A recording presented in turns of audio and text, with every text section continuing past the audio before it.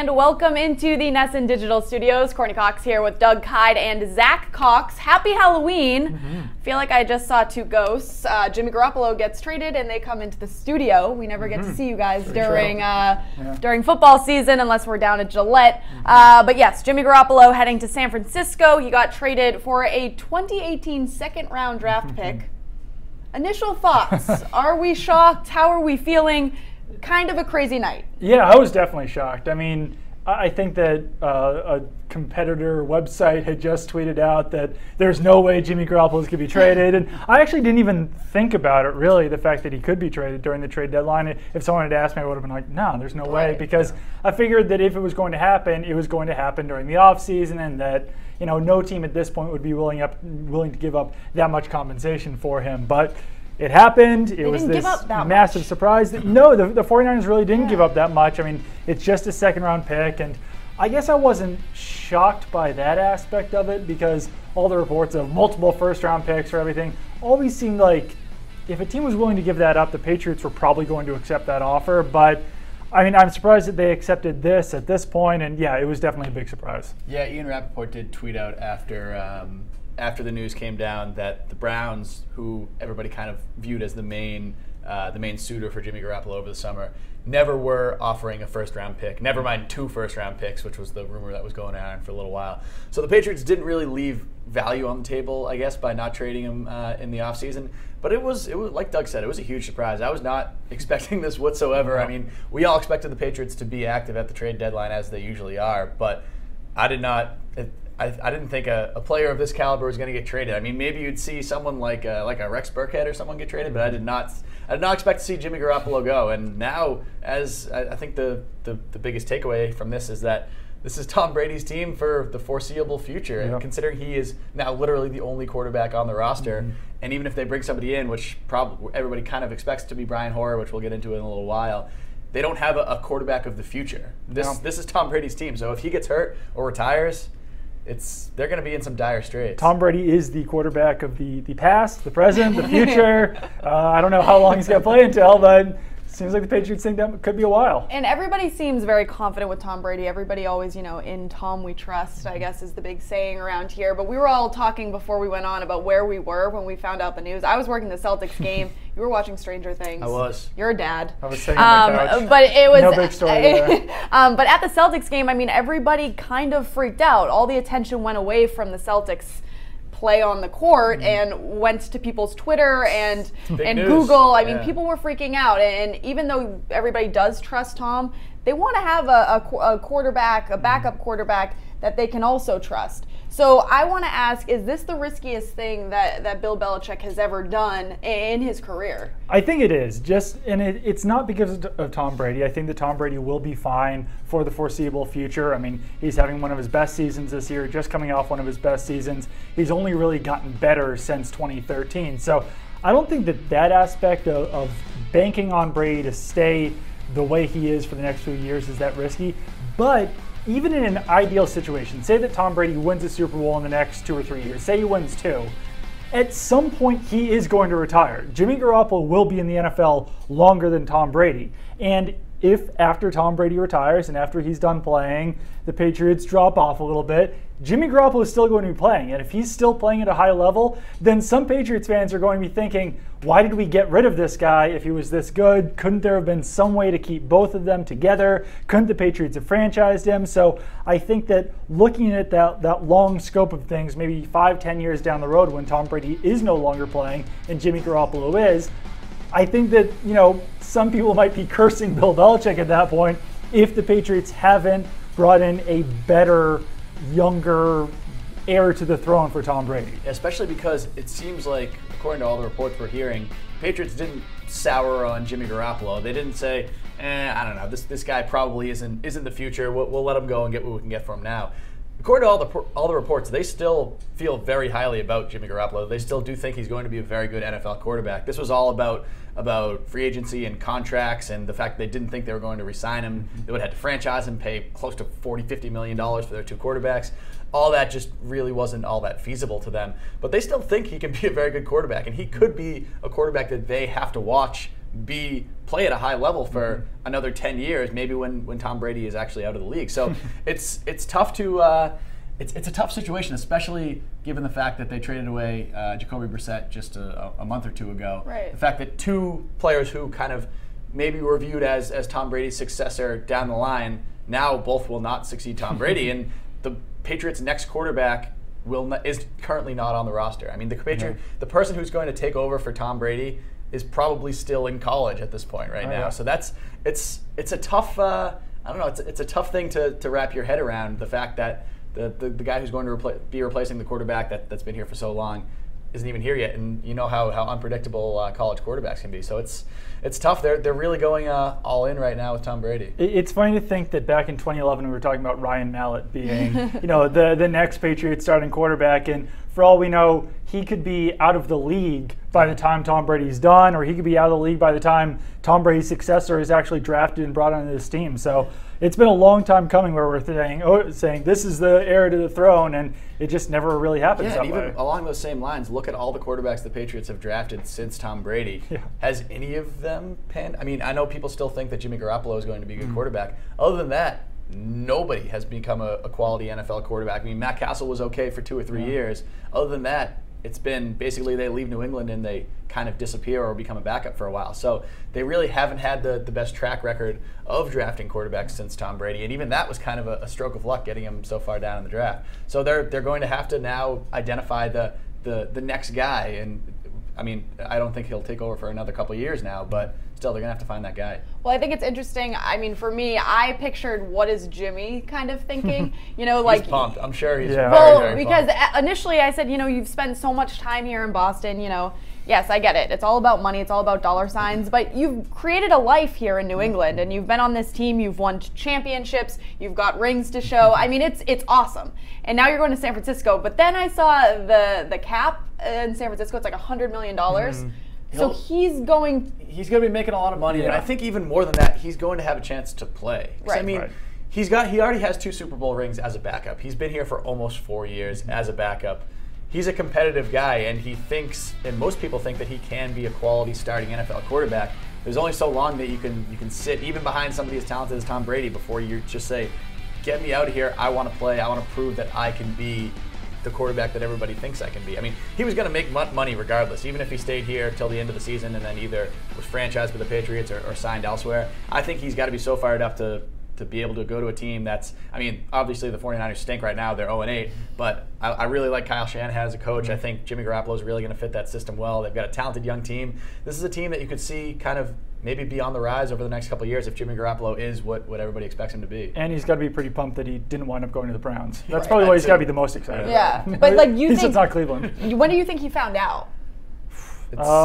Probably minutes before we did. Yeah. I mean, really? Yeah, I mean, according to Adam Schefter, they didn't even start discussing this trade until yesterday morning, which is things come together quickly. So going back to, let's see, last Wednesday when Bill was like 45 minutes late for his press conference, which was kind of unlikely. Next day, Dante Hightower out for the season. So I thought, because he was like, oh, we have a lot to do on the Chargers.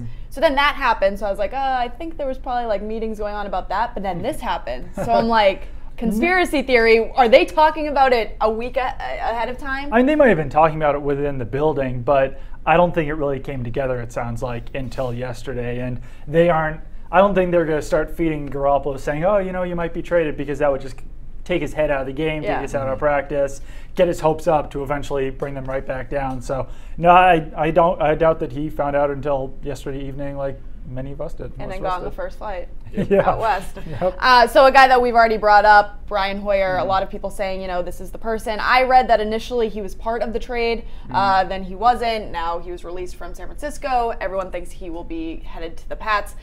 Do you think that this is a right fit, and do you think he could be the successor for Tom Brady?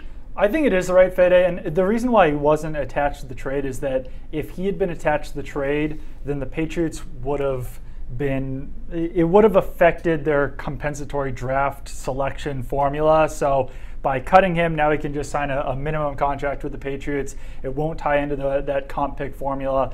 And yeah, I mean, I think it's a good fit for this year, but after this year, I think they need to use one of those second round picks, probably either their own or the 49ers, on the quarterback of the future, because you have to start grooming that guy. You can't be banking on Brian Hoyer to potentially be the heir to the throne there for Tom Brady. You need to bring in either the Sam Darnold or the Josh Rosen or the Jake Browning or someone who's out there in college right now, and have him working behind Tom Brady to potentially take over in the next 3 or 4 years. And if he doesn't, we start this process all over again in 2020, 2021, whatever it's going to be. Yeah, I think Brian Hoyer is the perfect backup here, just because he's been in the system. He started his career here. He was Brady's backup for what, 3 years? His first couple of years in the league.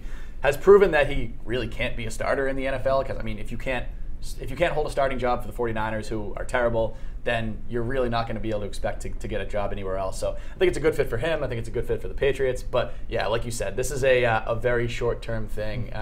Even if he is around for the next, I don't know, year, 2, 3 years, then he can be a quality backup. But he is not Tom Brady's successor. Tom Brady's successor has yet to arrive. Yeah, and I think that we could even see the Patriots sign another quarterback to the practice squad as well. They had Tyler Heineke in here earlier. Probably wouldn't be him again, but maybe I'm not even sure if he's available right now, but a guy like Connor Shaw or some sort of quarterback, just to have a young quarterback in the building to be working behind them, and maybe they can find gold out of that guy or something. But I think it would make sense to at least have 3 quarterbacks in that room for the rest of the season. It's one bad hit and everyone. Right. It's scary. Yeah, and we saw it happen during Brady's suspension. Right, and you can count, if it came down to Jimmy Garoppolo, you can count on him being the only guy. If it comes down to Brian Hoyer, then you probably do want that other guy around there, because, who knows what Brian Hoyer even has at this point in a Patriots uniform. Do either of you have a guy in your mind right now when you think of like a perfect backup successor for Brady? I mean, I don't think people at home realize how much you two are around the team. We do not see you guys during the season unless we are out in the field with you. We avoid you guys like the plague. Yeah, I mean, it's sad. But do you both have someone in mind, or have you not even thought of that? It's going to be tough, because basically any quarterback that you would think of as a guy currently in college that kind of projects as a quality NFL quarterback, or a guy that can fill Tom Brady's shoes at least a little bit, it's probably going to be a pretty high draft pick. And the Patriots never have high draft picks because they always finish close to the top of the league. And now the fact that they've kind of purged a lot of their draft picks over the next couple of years in that big spending spree they had a couple months ago, I'm curious to see. I do not have a quarterback in mind right now, but I'm curious to see what they do with the second round pick here. I mean, for all we know, by the time we finish filming this, they could have already traded it to somebody else for a defensive lineman or defensive end or whatever. But if they're going to need maybe some high picks in the future now, if they want to get a quality quarterback, rather than kind of having to take a shot on someone in the 4th round or something like that. Obviously, that's worked out pretty well for a lot of teams recently. I mean, you look at Dak Prescott and guys like that. But yeah, it's going to really completely reshape their draft strategy going forward now, because always quarterback has been, I guess, a luxury in recent years. Like, oh yeah, we'll take a flyer on this guy, see if it works out. If not, whatever, we have Tom Brady. That's not going to be the case going forward. So that's definitely going to shape their strategy going forward. There's definitely more pressure on it, because they took Garoppolo 62nd overall. I think they have to take this quarterback even higher than that. So they will have a 1st round pick that's probably going to be towards the end of the draft. They'll have the 2nd round pick unless they trade it away, which will be at the top of the 2nd round. So I think that you probably have to use one of those picks on the quarterback. And the big 3 names out there right now are Sam Darnold, Josh Allen, and Josh Rosen. A couple of Joshes in there. There's talk Sam Darnold might not even come out. None of those guys have been that great. I don't know if I specifically see one guy. I'm a University of Washington fan, so I'll throw Jake Browning in there as well. But I don't know. I mean, we'll just kind of have to see how it all shakes out. It'd be fun if they got like Lamar Jackson or something. But I don't know. I mean, we'll just, like I said, we'll just have to see how it shakes out there and how those guys do for the rest of the college season. Well, I think it was also interesting. Social media was a blast to watch last night. People had the funniest tweets about this. I mean, people were either freaking out or making jokes of it. A few funny ones I saw. I mean, even Darren Hartwell had tweeted like, first string quarterback, 2nd string, 3rd string, and it was all Tom Brady. And then the amount of tweets about girls in San Francisco getting excited and girls in New England being very upset. I think Gary Streisky tweeted that New England just got a little uglier. So it was funny. There were some good ones out there. I liked Gary's tweet as well, that let's check in on Bill Belichick. He's probably hunkered down in the war room. Nope, he's doing yoga with a bunch of moms at Gillette Stadium. So yeah, they did have an event last night. Bill being Bill, yeah. Yeah, him and Matt Patricia were like leading the pack, and all this crazy news is breaking, and they're just like out on the field doing yoga. Doing their soul cycle Yeah. and yoga and It was bar funny. classes, yeah. Mike Golick Jr. had one that was the California guys are about to adopt cuffing season with Jimmy Garoppolo headed to San Francisco. Cuffing season is when you want to start locking down a girl, getting a girlfriend. Smart. Yeah, that flew right over my head. No, me too. Really, guys? Well, No you're a idea. dad, but you're not. No. But it was funny. There were some funny ones. I even had one about DMs. His DMs must be Oh, yours was the best. Obviously. going nuts. I mean, yeah, follow me. All right, so any final thoughts on this? Don't freak out. No, it's fine. Everything's fine. It's like Patriots fans, like the dog But or in not the the fire every room. No, I mean it was a big surprise.